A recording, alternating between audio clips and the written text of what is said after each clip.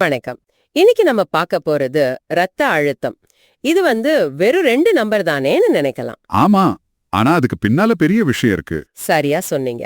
அது ஏன் சில சமயம் ஏறுது, சில சமயம் இறங்குது? ஏன் சிலருக்கு இது ஒரு மறைமுக ஆபத்தா இருக்கு? இத பத்தி தான் இன்னைக்கு Mayo clinic, Wikipedia, better health channel மாதிரி தளங்கள், அப்புறம் சில முக்கியமான ரீசர்ச் பேப்பர்ஸ்ல இருந்து கிடைச்ச தகவல்களை வச்சு ஆழமா பார்க்க போறோம். ம், எங்க நோக்கம் இதோட சாரத்தை உங்களுக்கு எளிமையா புரிய வைக்கணும். ரத்த அழுத்தம் பத்தி ஒரு ஒரு தெளிவான பார்வை கொடுக்கணும். சரி, ஆரம்பிக்கலாமா?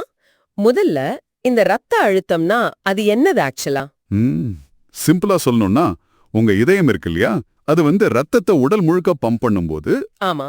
அந்த ரத்த குழாய்களோட சுவர்ல ஒரு அழுத்தம் கொடுக்கும். அதுதான் ரத்த அழுத்தம். ஓ. நீங்க பாக்குற 2 நம்பர்ல முதல்ல இருக்கிறது சிஸ்டாலிக், அதாவது இதயம் சுருங்கி ரத்தத்தை வெளியே தள்ளும்போது அந்த மேக்ஸிமம் பிரஷர். சரி. ரெண்டாவது டயஸ்டாலிக். இது இதயம் கொஞ்சம் ரிலாக்ஸ் ஆகி ரத்தம் மறுபடி நிரம்பும் போது இருக்கிற மினிமம் பிரஷர். ஓஹோ, இது mmHgல சொல்றாங்க இல்லையா, மில்லிமீட்டர் பாதரசம்? ஆமா, கரெக்ட், மில்லிமீட்டர் பாதரசம். சரி, அப்போ எது நார்மல் அளவு? எல்லாரும் 120/80 120/80 சொல்றாங்களே. ஆமா, அது ஒரு பொதுவான கைட்லைன் மாதிரி. சரி. 120/80 mmHgக்கு கீழ இருந்தா ரொம்ப நல்லது, உகந்ததுன்னு சொல்லலாம். ஓகே. ஆனா இது எல்லாருக்கும் ஒரே மாதிரி இருக்காது, கொஞ்சம் வேரியேஷன்ஸ் இருக்கும். இப்போ 120ல இருந்து 129 சிஸ்டாலிக், அப்புறம் 80ல இருந்து 84 டயஸ்டாலிக், இது வரைக்கும் கூட நார்மல் தான். அப்படியா? ஆமா, இதுக்கு மேல, அதாவது 130 139 சிஸ்டாலிக், 85 89 டயஸ்டாலிக் போச்சுன்னா அது உயர் இயல்பு நிலைன்னு சொல்றோம். கொஞ்சம் ஜாக்கிரதையா இருக்கணும்னு அர்த்தம். நிச்சயமா உயர் ரத்த அழுத்தம், ஹைப்பர் டென்ஷன். சரி, அப்புறம் இதுக்கு ஆப்போசிட் குறைந்த ரத்த அழுத்தம், ஹைப்போடென்ஷன் பத்தி. ஆமா, பொதுவா 90/60க்கு கீழே போனா அத குறைந்த ரத்த அழுத்தம்னு சொல்றோம். இது ஆபத்தா? எப்பவுமே இல்ல. உங்களுக்கு தலை சுற்றல், மயக்கம் வர்ற மாதிரி அந்த மாதிரி அறிகுறிகள் எதுவும் இல்லைன்னா பெருசா கவலைப்பட வேண்டாம். ஓ. ஆனா அறிகுறிகள் இருந்தா கண்டிப்பா டாக்டர் கிட்ட போகணும். இதுக்கு நிறைய காரணம் இருக்கலாம். உடம்புல தண்ணி சத்து கம்மியா இருக்கலாம், ஹார்மோன் பிரச்சனை, ஹார்ட் ப்ராப்ளம், ஏன் B12 குறைபாடு கூட காரணமா இருக்கலாம். Okay okay. இதுல எனக்கு ஒரு விஷயம் ரொம்ப இன்ட்ரெஸ்டிங்கா படுது. இந்த அழுத்தம் நாள் முழுக்க ஒரே மாதிரி இருக்காதாமே, மாறிக்கிட்டே இருக்குமாமே? ஆமா, ரொம்ப முக்கியமான பாயிண்ட் இது. நிறைய பேர் இதை கவனிக்கிறது இல்ல. நம்ம பிளட் பிரஷர் கான்ஸ்டன்ட் கிடையாது. நம்ம உடல் நிலை, நம்ம மூச்சு விடுறது, நம்ம உணர்வுகள், சந்தோஷம், கோபம், டென்ஷன், எக்ஸசைஸ் பண்ணா, ஆமா, எக்ஸசைஸ், தூக்கம், ஏன் நீங்க சொன்ன மாதிரி காஃபி குடிச்சா கூட மாறும். அதனாலதான் ஒரே ஒரு தடவை அளந்து பார்க்கறது பத்தாது. ஓ, இதனால தானே சில பேர் டாக்டர் கிட்ட போனா மட்டும் அந்த பதட்டத்திலேயே பிபி ஏறிடுது போல, அந்த ஒயிட் கோட் சிண்ட்ரோம். கரெக்ட், அதுதான் ஒயிட் கோட் சிண்ட்ரோம். இது இல்லாம சில மருந்துகள் சாப்பிடுறது, அப்புறம் சில வயதான உணவுகள்ல டைரமைன் ஒரு பொருள் இருக்கும், அது கூட இந்த மாதிரி ஏற்ற இறக்கங்களை உண்டாக்கலாம். அடேங்கப்பா. அதனாலதான் தொடர்ந்து கண்காணிக்கிறது ரொம்ப ரொம்ப முக்கியம். முக்கியமா உயர் ரத்த அழுத்தத்துக்கு அறிகுறியே இருக்காது பாருங்க. அதனாலதான் அதுக்கு சைலண்ட் கில்லர்னே பேரு. அப்போ வீட்லயே செக் பண்றது, அந்த ஹோம் மானிட்டரிங், அது ஹெல்ப் பண்ணுமா? நிச்சயமா ரொம்ப பயனுள்ளது. ஜப்பான்ல ஒகாசாமா ஆய்வுன்னு ஒண்ணு பண்ணாங்க. ஓ, என்ன சொன்னாங்க அதுல?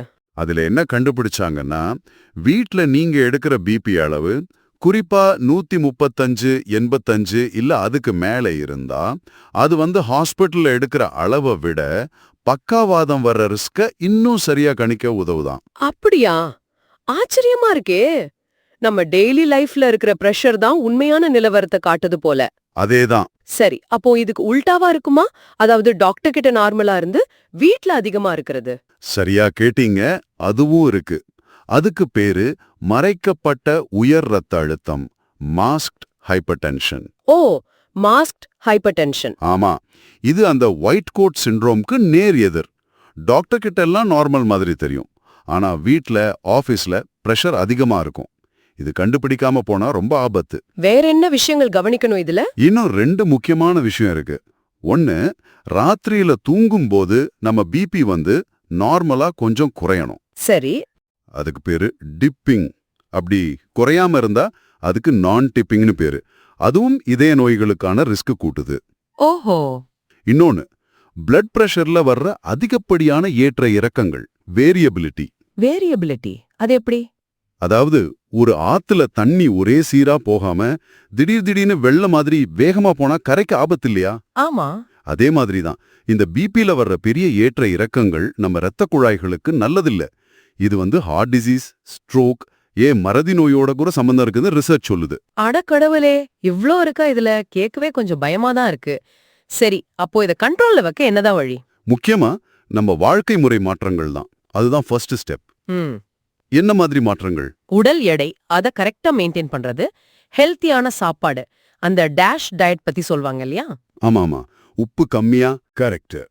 உப்பு கம்மியா, பொட்டாசியம் நிறைய இருக்கிற பழங்கள், காய்கறிகள். அப்புறம் ரெகுலரா எக்ஸசைஸ். சரி. ஆல்கஹால் அளவா எடுத்துக்கிறது இல்ல நிறுத்துறது நல்லது. புகை பிடிக்கிறத முழுசா விடணும். நல்ல தூக்கம் வேணும்.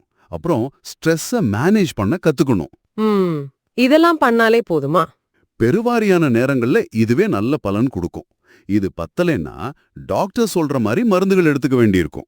ஓகே, சரி. குறைந்த ரத்த அழுத்தம் பத்தி பேசணும் இல்லையா? அது திடீர்னு ரொம்ப குறைஞ்சா என்ன ஆகும்? அது ரொம்ப டேஞ்சரஸ். திடீர்னு பிபி பயங்கரமா டிராப் ஆனா நம்ம உறுப்புகளுக்கு போதிய ரத்தம் கிடைக்காம ஷாக்குக்கு போயிடலாம். ஷாக்? ஆமா, அது உயிருக்கே ஆபத்தான நிலைமை. அதனால குறைஞ்ச பிபி இருந்து அறிகுறிகளும் இருந்தா உடனடியா மெடிக்கல் ஹெல்ப் தேவை. புரியுது. ஆக மொத்தத்துல பார்த்தா ரத்த அழுத்தங்கிறது நீங்க நினைக்கிறத விட ஒரு காம்ப்ளெக்ஸான விஷயம். ஆனா உங்க ஆரோக்கியத்தோட மிக முக்கியமான ஒரு இண்டிகேட்டர். ஆமா. அது ஒரு ஸ்டாட்டிக் நம்பர் கிடையாது, மாறிக்கிட்டே இருக்கும். அதை சரியா மானிட்டர் பண்றதும் ஹெல்தியான லைஃப் ஸ்டைல ஃபாலோ பண்றதும் உங்க இதயத்துக்கும் உடம்புக்கும் நீங்க செய்யற பெரிய நன்மை. நல்லா சொன்னீங்க. சரி, இறுதியா உங்களுக்காக ஒரு கேள்வி இல்ல ஒரு சிந்தனைன்னு வச்சுக்கோங்களேன். பகல் நேரத்துல உங்க பிபி எல்லாம் ஓகேவா இருக்கலாம். ஆமா. ஆனா நீங்க நல்லா ஆழ்ந்து தூங்கும்போது அப்போ உங்க பிபி எப்படி இருக்குன்னு யோசிச்சிருக்கீங்களா? இல்லையே.